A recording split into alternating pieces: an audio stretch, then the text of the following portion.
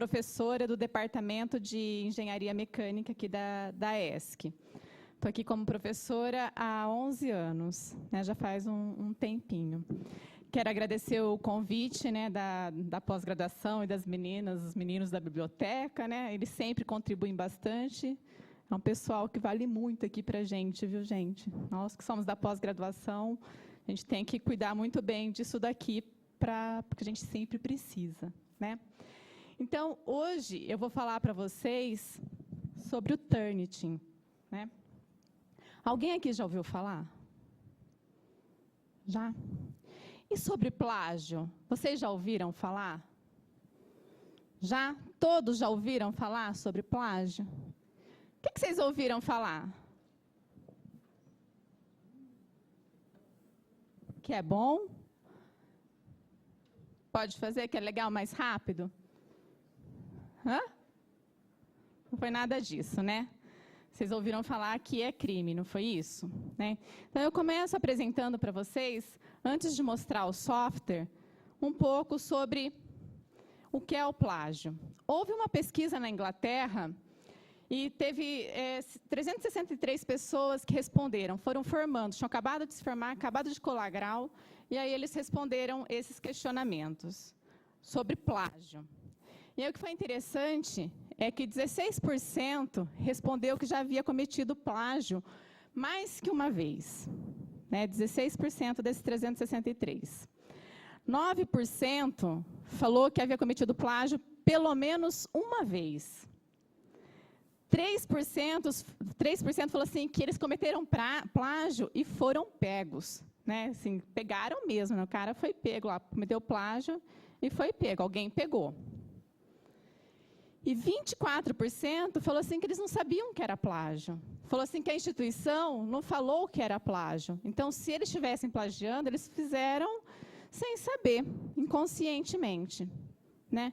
Então, isso é muito perigoso. Então, a gente tem que ter consciência do que é plágio para não fazer. Né? Então, por isso que existem, vocês vão ver aqui quinta-feira, que a Helena vai falar sobre referências e citação. Tem uma norma sobre isso. Então, um dos motivos que nos leva a cometer plágio é não conhecer as normas de referência e de citação. A gente tem que tomar cuidado com isso. Então, quinta-feira vai ter uma palestra sobre isso. Bom, e o que o caminho do plágio leva, né? Aqui só para ter uma ideia, um engenheiro ruim, um médico ruim, qualquer coisa ruim. Aqui é só para ilustrar e para chocar, porque as pessoas ainda sofrem com isso. Isso daqui foi um erro de projeto, né? O desastre lá de Chernobyl, né? Desde 86, e ainda as pessoas sofrem com isso, aquela região sofre com isso, e isso foi um erro de projeto. Foi um erro de projeto porque o cara não estudou, cometeu plágio, não sei, né? Mas teve um erro de projeto aí. E quando a gente fica plagiando as coisas, pode acontecer isso no final das contas. Por quê? Quais são os motivos que levam as pessoas a plagiarem? Né? Um dos motivos é o vocabulário restrito. Né? Muita gente tem um vocabulário bem restrito, não só na língua inglesa. A gente faz isso em português também. Né? Então, tem um vocabulário restrito, falta de conhecimento da língua, no caso da língua inglesa, a gente acaba copiando, não pode, né? Tem que fazer essa citação. Falta de conhecimento ou recusa em usar citação. Tem que usar a citação, se a gente copiou de algum lugar, a gente tem que usar a citação. Tempo, às vezes a gente deixa tudo para a última hora, para os 45 do segundo tempo, e aí não dá, né? Tem que entregar, e aí fala assim, o que eu vou fazer? Vou plagiar. E aí daí não rola, né? Não dá certo. Outro motivo é domínio sobre assunto. Quando a gente não estuda direito, a gente não tem capacidade de discutir aquele assunto, não tem capacidade de argumentar, não tem capacidade de ter um pensamento crítico. Então, a gente copia de alguém que já teve isso e não consegue fazer isso no nosso próprio trabalho. Acha difícil. Então, esses são os motivos, os principais motivos que levam os pesquisadores, as pessoas, a cometerem plágio. Tá? Então, o Turnitin, ele não surgiu assim nesse sentido de combater o plágio em primeiro momento. Ele surgiu em 1998 com 4 doutorandos dos Estados Unidos. E a intenção deles era digitalizar arquivos para ficar mais eficiente. Né? Não era verificar nem nada. Só que aí o que eles perceberam? Quando eles começaram a digitalizar os trabalhos, eles perceberam que tinha muita coisa igual. Falaram assim, nossa, está tudo igual aqui. Então, o que a gente fazia? Como que a gente pode evitar que as pessoas copiem uma das outras? Né? Então, aí eles foram melhorando esse software. E aí, então, quando eles começam a fazer a avaliação online, né? Pegam e falam assim, olha, em vez de pegar e digitalizar, ficar tudo lá numa base de dados, assim, né, para ficar lá, vamos fazer a avaliação online. Então, eles começaram a fazer, o software começou a trabalhar começou a trabalhar de forma online em 2002. Já em 2007, teve um boom, né, foi a parceria com a Crossref, aqui. E aí, o Eduardo acabou de falar sobre a Crossref. Crossref é quando a gente faz os artigos, aparecem aqueles artigos que têm o número DOI. Então, é uma base de dados que tem aquele DOI. E aí, então, foi quando eles fizeram uma parceria. Quando eles fizeram essa parceria com a Crossref, então, a base de dados dele, para fazer a busca, para ver se era igual, para ver se tinha originalidade ou similaridade, aí eles aumentou muito. Né? Então, isso contribuiu bastante com o software. E aí, em 2016, ele foi repaginado, o Turnitin, né? Foi quando ele realmente ficou mais em evidência, aqui na USP, principalmente. Né? E aí, com ele, o Turnitin, ele não é só um software de originalidade, quando você busca para o plágio. Os professores, eles podem trabalhar com os alunos para dar feedback.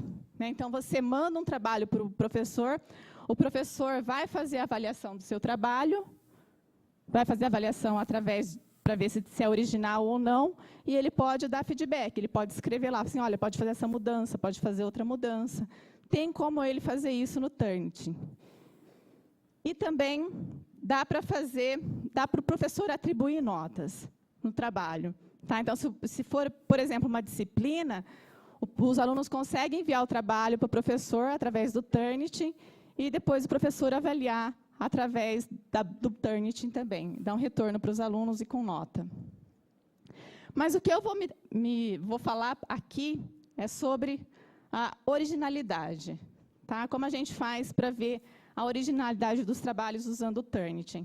As outras 2 opções, para aluno... Alguém aqui já entrou no Turnitin? Só a Helenise, o Luiz Fernando, opa, está aumentando, né? Você atrás, você é aluno? Entrou esse ano, você entrou no Turnitin como aluno? Tá, você precisou usar lá fora, então. Tá, não foi aqui. Eu queria saber como que você tinha visto. Se você tem essas opções aqui, você não vai ter, só vai ter de originalidade. Né?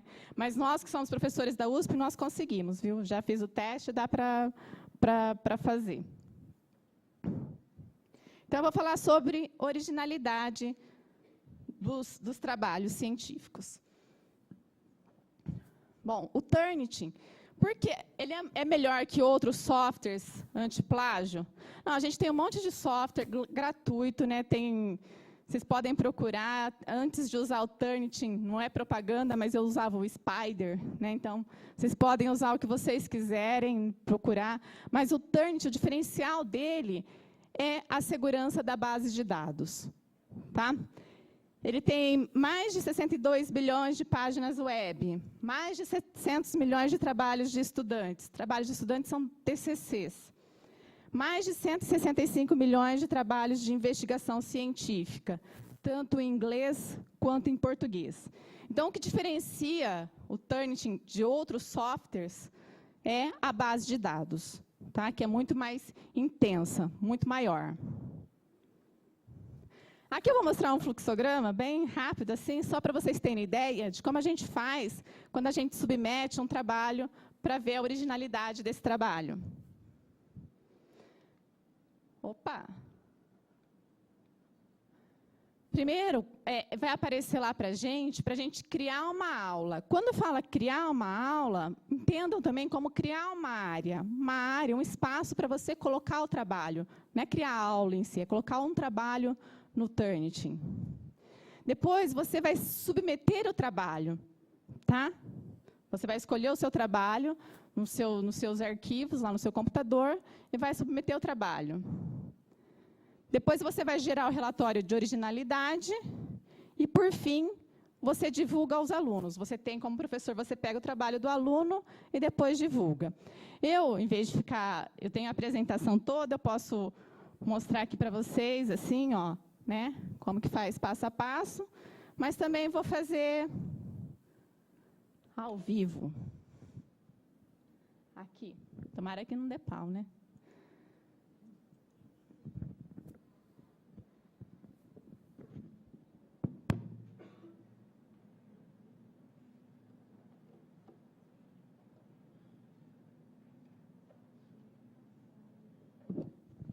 Abri a página do Turnitin, né, turnitin.com, venho aqui em acessar.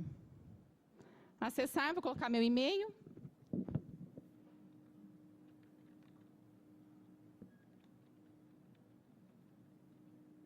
Vou colocar a senha.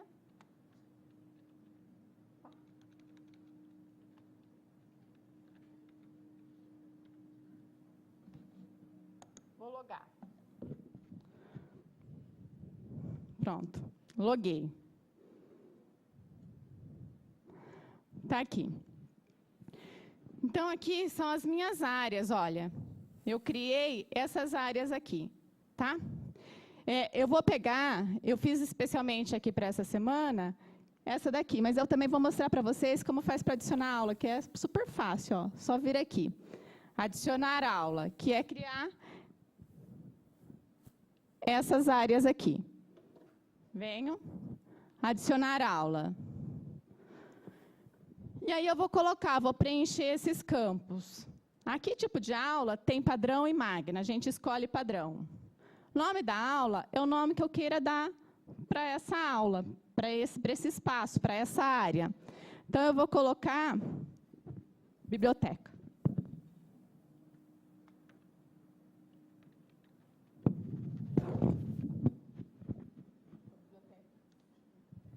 A chave de matrícula é uma senha. Essa senha é a senha que eu posso dar para os alunos colocarem os trabalhos nessa área que eu criei. Tá? Então, aqui eu vou colocar semana. Eu já usei isso. Tá. Essa área de disciplina é para falar se é exatas, se é letras. Vou pegar aqui engenharia. Se eu achar, aqui. Depois, o nível de dos alunos. Eu vou escolher aqui como alunos de pós-graduação. Não está aparecendo aqui? Normalmente aparece. Vou colocar aqui doutorado. Aqui, ó, mestrado e doutorado. Vai aparecer. Tá?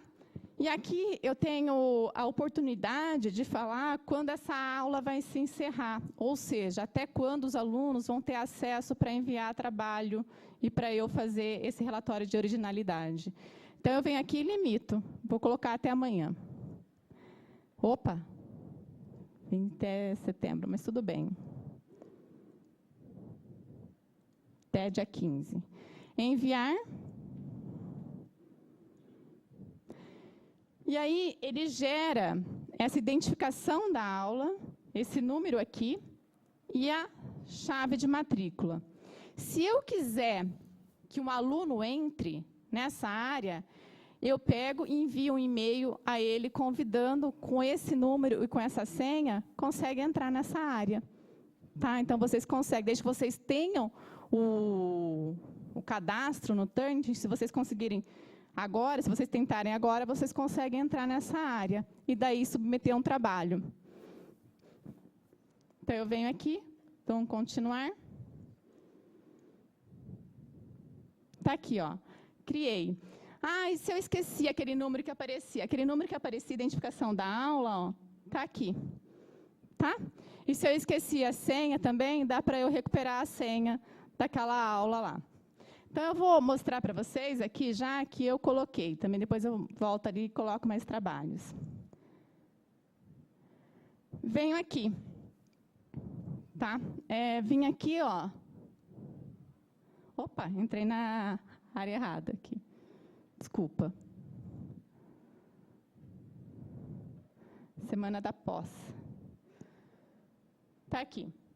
Para eu adicionar um trabalho, para eu ver, para depois gerar o relatório de originalidade, eu venho aqui e coloco adicionar um trabalho. É um trabalho comum, um tipo de trabalho de reflexão, se é um trabalho de revisão.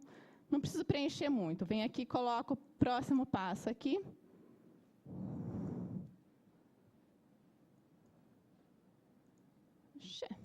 Será que a internet está carregando? Essa pressa, né, que mata.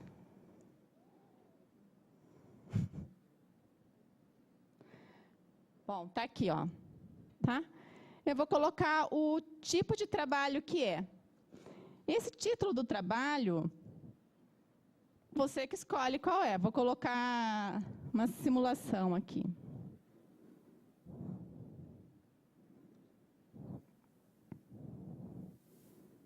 Está aqui. Aqui está a data de início e de fim da entrega do trabalho. Eu vou colocar dia 15.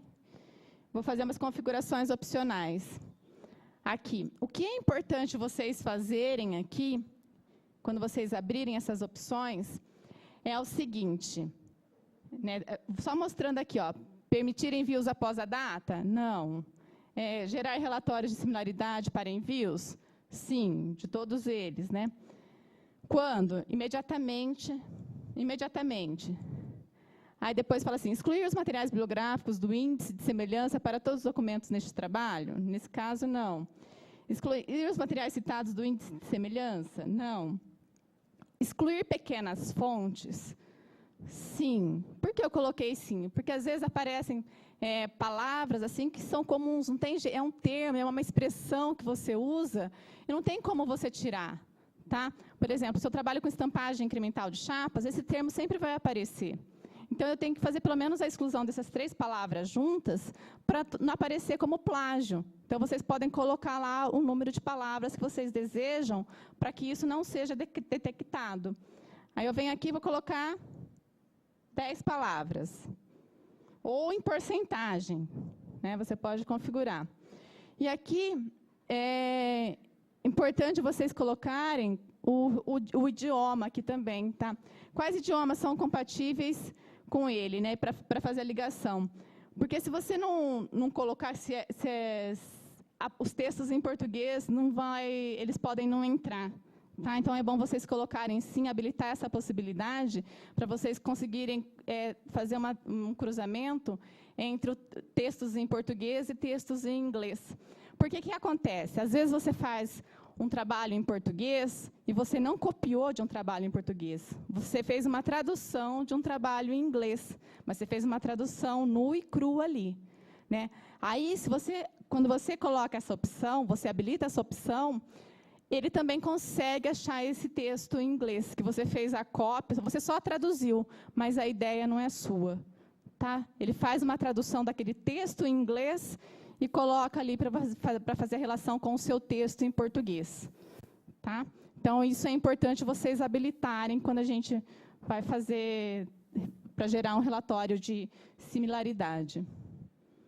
Aí eu venho, vou colocar aqui que eu gostaria de salvar essas opções como padrão para os futuros trabalhos. Venho aqui, enviar. Aí, beleza, ó, criei isso daqui.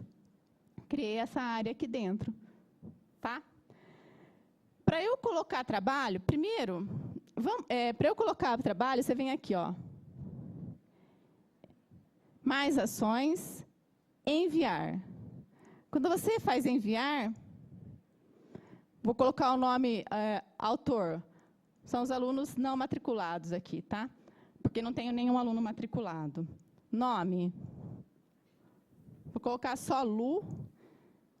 E aqui Silva, para eu mudar de nome. Aqui. Título do envio. Normalmente eu coloco o nome do trabalho, tá? Vou colocar aqui semana da posse. Porque eu não lembro o nome do trabalho que está lá, tá? Só para ficar. E aí eu vou selecionar a partir desse computador. Eu trouxe um pendrive. Com... Opa! Está aqui. Vou pegar, de propósito, vou pegar esse TCC1 já está, eu vou pegar esse daqui, CIBEM 2017. Tá? Eu trouxe uns trabalhos só para fazer. E vou dar um upload. E ele vai fazer o upload desse trabalho. Ele demora cerca de 2 minutinhos. Por enquanto, tudo bem?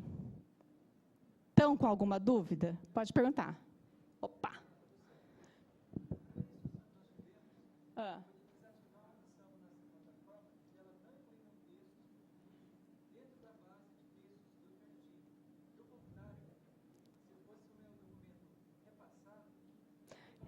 Daria plágio 2 vezes.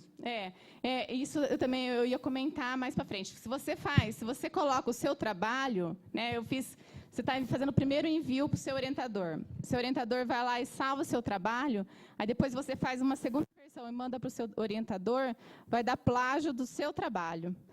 100% de plágio, que você está lá, está igualzinho, né, ao seu trabalho, né? Então, você vai desativar. Mas eu vou fazer ativo agora só para ver, tá? Só para mostrar como que é, tá? Mas isso é possível, você desabilita e aí fica mais fácil do seu orientador colocar. Mas isso é só fácil, é habilitar e desabilitar, tá? Respondido? Respondido não, né? Conversado? Hã? Claro, a gente mostra tudo aqui, tá bom? Então, eu vou aqui, ó, confirmar. Vou lá para caixa de entrada do trabalho. Está aqui. Meu trabalho. Aí, para eu gerar o relatório de similaridade, eu venho... Opa, desculpa. Está vendo aqui que está cinza? Estão vendo? Que ele está pensando, ele está fazendo esse relatório de similaridade. Quando ele terminar, vai aparecer aqui um número, tá? Para mostrar a porcentagem de similaridade que tem. Então, eu vou voltar em outros trabalhos para a gente ver outros trabalhos que eu coloquei aqui. Vou pegar esse de TCC que eu tinha colocado aqui, ó.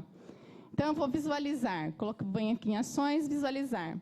Eu coloquei, tenho 2 trabalhos aqui. Esse do Caio é um trabalho de TCC. Teve 23% de semelhança. E esse artigo aqui é engraçado, porque eu nem tinha visto para eu ver mesmo como que seria o impacto disso. Eu coloquei no dia 8 de março, ó, né, e não tinha visto ainda como tinha ficado. Fiz de propósito para a gente ver junto aqui. É um trabalho de uma revista científica. Esse trabalho é super importante, ele é super citado, e ele só deu 63% de similaridade. Eu pensei que fosse dar 100. Então, a gente vai ver agora o que aconteceu. Se eu clicar aqui em arquivo, quando eu clico aqui, ele vai mostrar o meu artigo aqui que eu coloquei, tá? Para eu ver qual artigo que é, se eu estava com problema ou não.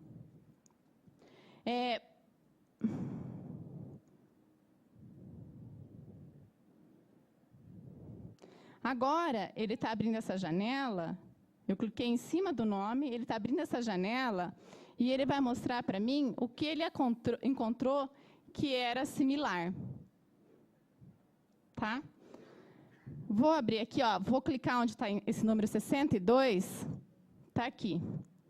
E aí ele vai mostrar, vai me apresentar esse relatório, apontando onde estão as similaridades. Então, você vê que ele achou ele mesmo, né?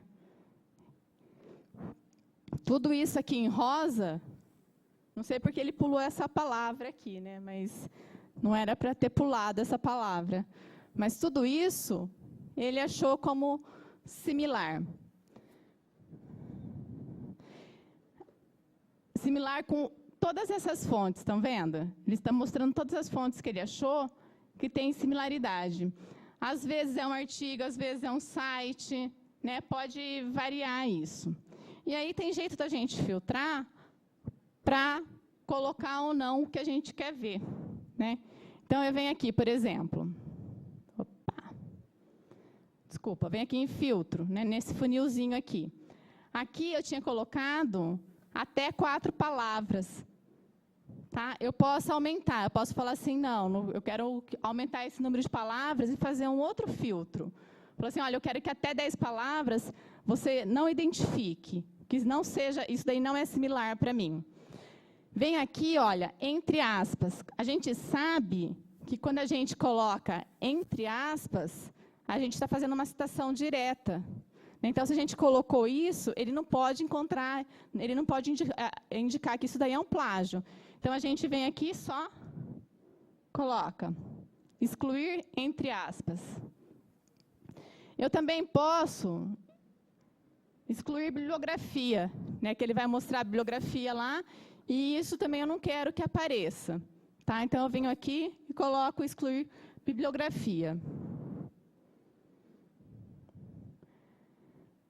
Aí eu vou aqui, vou fazer aplicar alterações.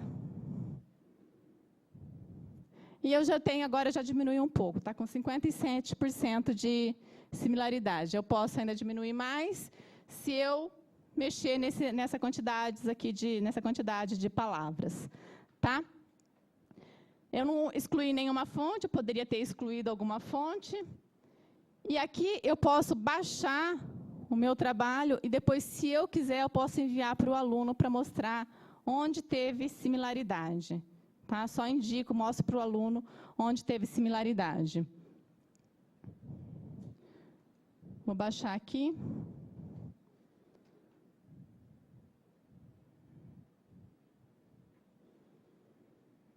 E ainda, se vocês olharem, aqui é possível, aqui agora não está habilitado, mas é possível vocês restaurarem a configuração.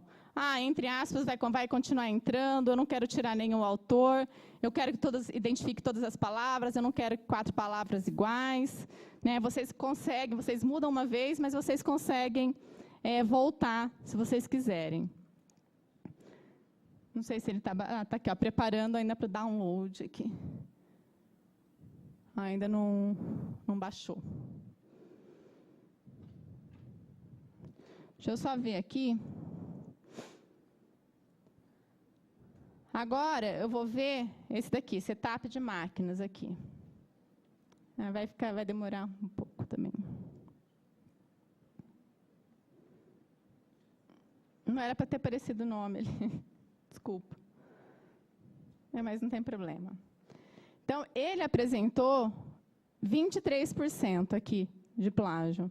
Eu tinha colocado o filtro já para excluir aspas e excluir bibliografia. Tá?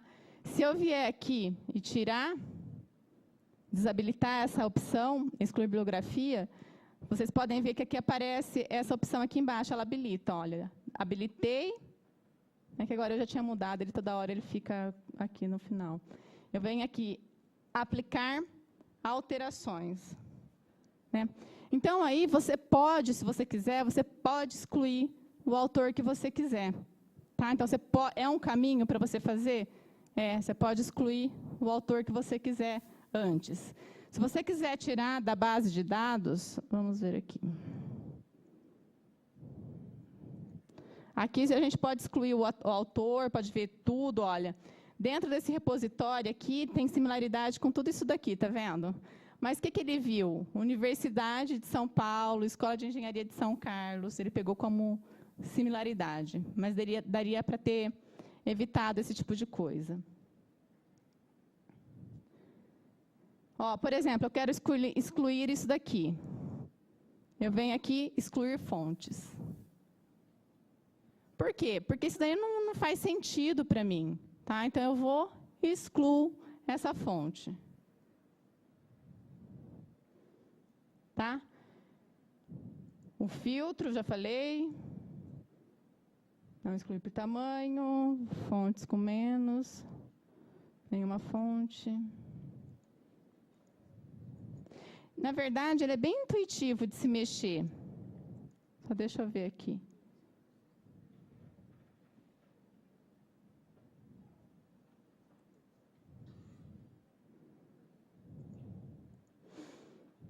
Voltando lá agora ao que eu tinha criado, aqui, ó, simulação. Aquela hora não aparece esse documento aqui. Esse documento aqui, olha, ainda estava cinza, lembra a hora que eu mostrei para vocês? Agora já está amarelo já, tá? Ele já está amarelo, já dá para eu identificar esse relatório de originalidade. Se vocês quiserem, se os professores quiserem que os alunos submetam trabalho, vocês podem fazer como para ver o trabalho, para ver plágio em trabalhos? Vocês mesmos podem colocar o trabalho lá, pegar na pastinha e colocar, ou o professor pode convidar o aluno e o aluno coloca. Não precisa ser um aluno só, pode ser a turma inteira. Coloca lá e ele coloca lá e o professor só vai ver esse relatório de similaridade. Como que ele faz? Ele vem aqui em alunos, tá? Aí ele pode adicionar um aluno manualmente, ele pode fazer um upload de alguma lista em Excel, TXT, acho que é isso, Excel e TXT só, não lembro mais, mas aqui na apresentação tem.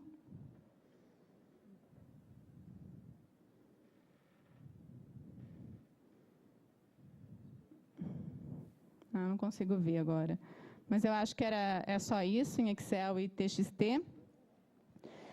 Ou ele pode enviar um e-mail a todos os alunos. O que é importante quando o professor faz isso, se ele vai convidar os alunos, se os alunos que vão colocar o próprio trabalho, é que ele tem aquele número, né, da aula e também a senha. É isso que é importante. Então, o professor manda um e-mail, né, e aí ele manda esse número, aí vocês têm a senha para entrar nessa área, para colocar lá e para ver gerar o relatório de originalidade. Tá?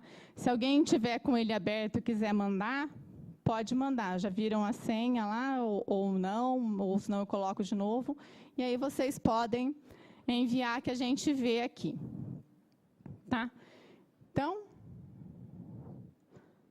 aqui em trabalhos, vou colocar um outro trabalho. Adicionar trabalho, de novo. Próximo passo.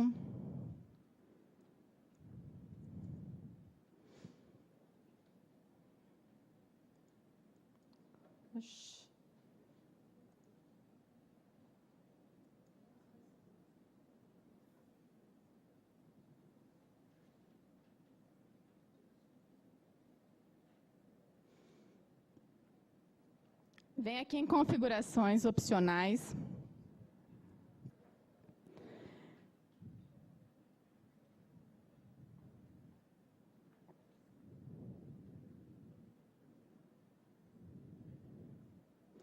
Aqui, olha, a sua resposta vem aqui.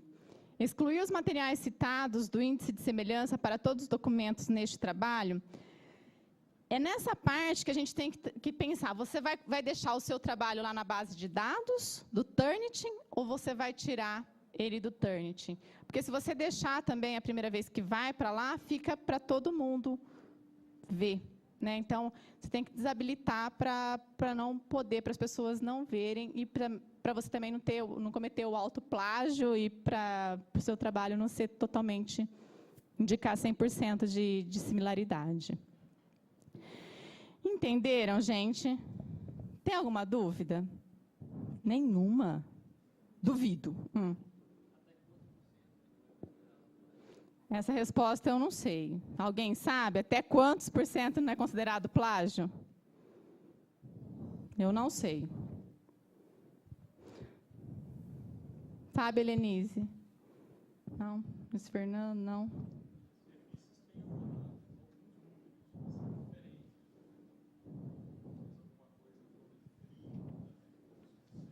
30 em torno.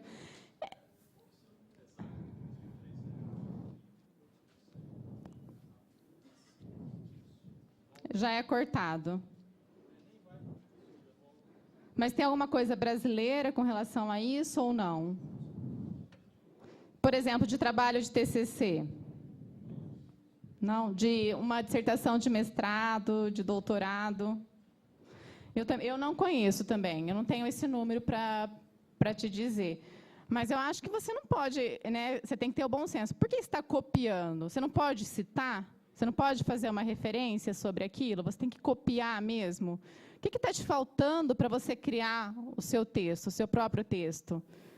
Né, falta tempo? Você não conseguiu estudar o suficiente para ter argumentação? Né? Alguém mais tem alguma pergunta? Pode perguntar. Não. Vocês, com o número aqui da USP, com o e-mail USP, vocês conseguem entrar.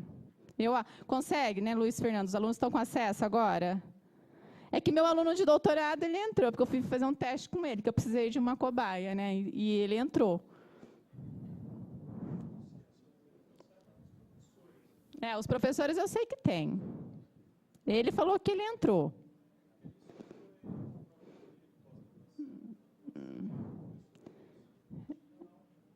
Uhum.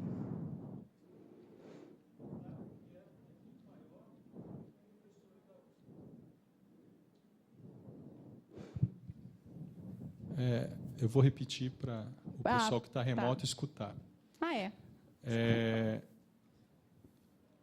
Isso acho que foi uma iniciativa lá da Pró-Reitoria, e o número de licenças do Turnitin, pelo menos quando isso foi implementado ano passado, era um pouquinho maior que o número de professores da USP. Então, eu não sei se isso foi liberado esse ano para estudantes. Eu acho que não. Esse teu aluno, ele entrou com as mesmas... Ele disse que ele entrou, e tanto é que ele me mandou um trabalho. Não, ele pode te mandar com o número. Ele pode com o né? número, com a senha e com o número, mas ele falou que ele entrou.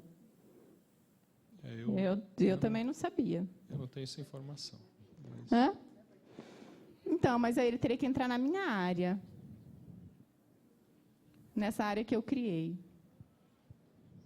Eu não me lembro, mas eu acho que a gente pediu acesso para o pessoal da biblioteca, não foi? Aí vocês não conseguiram, é verdade. Que eles não tinham verdade. acesso. Então, eu acho que deve ter havido algum engano. Porque eu tinha mandado duas coisas para ele. Eu tinha mandado para ele submeter um trabalho para mim, tinha mandado lista para colocar a lista do Excel, para eu fazer todas aquelas experiências ali, para eu poder falar para vocês. Pode ser que ele tenha se confundido e achou que tinha entrado, mas entrou na minha área. Pode ser, provavelmente. Mas não tem. Então, respondendo a sua pergunta, não tem, mas aí seu professor, seu orientador tem. É super fácil. Para o orientador que não tem, ainda é super fácil para entrar e criar a sua área lá. Alguém mais tem alguma pergunta?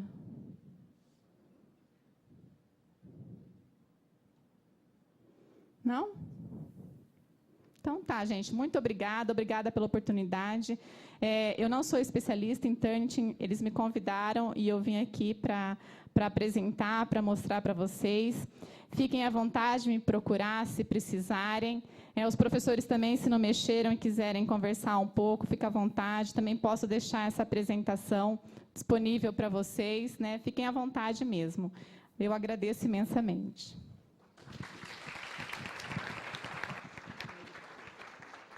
Nós agradecemos, professora Luciana. Vamos entregar, em nome da comissão, uma lembrancinha e um